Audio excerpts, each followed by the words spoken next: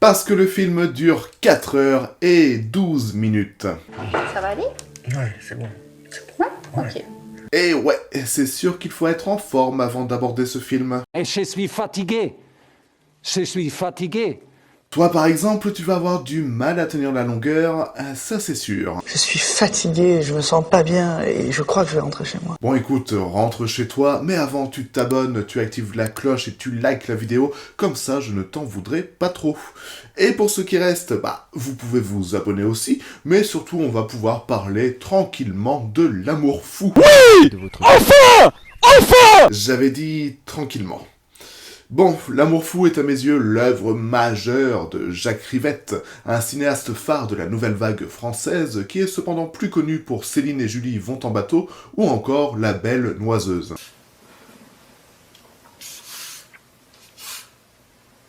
Deux films qui durent là aussi plus de 3 heures, parce que bon, c'est un peu sa marque de fabrique au bonhomme de nous faire des films longs avec un temps particulièrement étiré et surtout des plans séquences. Call me, I'm Rick. This goes straight to my special phone line. Bye, mister. Bye. Hello? Oh, yeah, no, hi, babe. No, I just had something stuck in my throat. Well, tell him to go to sleep. I'll talk to him in the morning. No, I can't. That's why. Bon, ça c'est le plan séquence de 13 minutes qui ouvre le film Snake Eyes de Brian De Palma. Rien à voir avec Rivette, mais il y a Nicolas Cage, donc c'est cool. Nick fucking...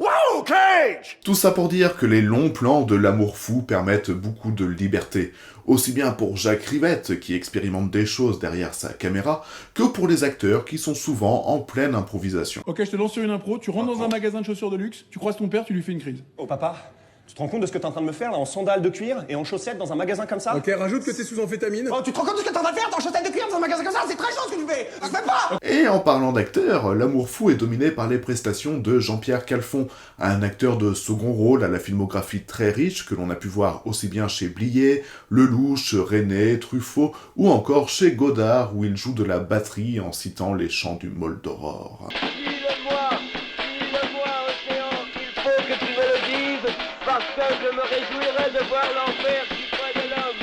Par conséquent, une seule fois encore, je veux te saluer et te faire mes adieux. Vieil Océan, je n'ai pas la force de poursuivre, car je sens que le moment est venu de revenir parmi les hommes à l'aspect brutal. Mais courage, faisons un grand effort et accomplissons avec le sentiment du devoir notre destinée sur cette terre. Je te salue, vieil Océan. Et bien entendu, il y a sa compagne à l'écran, qui deviendra d'ailleurs, suite à ce film, sa compagne tout court, la sublime Bulle Ogier. Moi, on me pose jamais de questions parce que soit je mens, soit je ne réponds pas. L'amour fou est un film riche qui va exploiter deux scénarios en parallèle. D'un côté, il y aura la mise en scène de la pièce de théâtre Andromaque, supervisée par Sébastien, le personnage interprété par Jean-Pierre Calfon.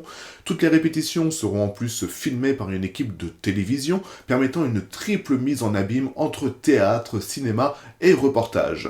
Et de l'autre côté, on va suivre le couple que forme Sébastien avec Claire, Bulle Ogier donc, un couple qui bat fortement de l'aile et dont les sentiments vont faire écho avec ceux des personnages de la pièce. Bref, un film sur l'art, un film sur le couple, et un film qui prend son temps, le temps de regarder ses acteurs au point d'être au carrefour de la fiction et du cinéma vérité. Rien ne vaut la vérité vraie. L'amour fou, vous l'aurez compris, est un film à voir, une expérience unique et à mes yeux inoubliable. Plus j'y réfléchis et plus je trouve que par instant, on n'est pas si éloigné du cinéma de David Lynch et du film que j'adore et qui s'appelle Inland Empire notamment. Et en plus, vous avez de la chance parce que le film va ressortir en version remasterisée au mois de septembre, parce que L'amour fou, suite à un incendie, était devenu pratiquement introuvable.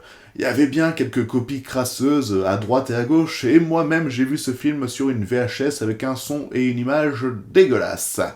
Donc bon, on peut remercier les films du Losange, qui ont en plus déjà remasterisé La Maman et la Putain cette année, et surtout Caroline Champetier, qui a supervisé la restauration à venir de L'Amour fou.